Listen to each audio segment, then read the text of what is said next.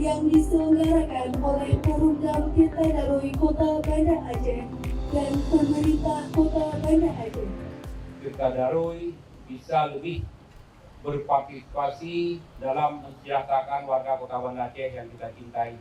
Kita pada hari ini melihat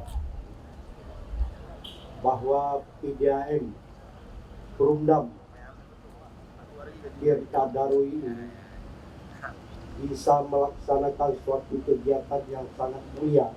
Dalam kondisi yang demikian, ini adalah waktu yang tepat sekali bagi kita bersama untuk melakukan operasi pasar, melaksanakan di berbagai tempat pasar murah. Kami juga meminta kepada Perumdam Tirta Daroy untuk bulan puasa ini, masjid-masjid yang ada di lingkungan pemerintah Kota Banda Aceh, masjid-masjid tempat pelaksanaan ibadah taraweh ini dapat diberikan, jangan diambil rekening untuk bulan puasa. Ini bentuk kepedulian dari Perumdam Tirta Daroy dan pemerintah Kota Banda Aceh.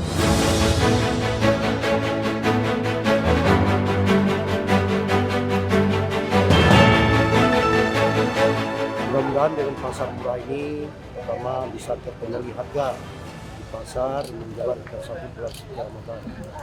Alhamdulillah kita lihat masyarakat sangat antusias.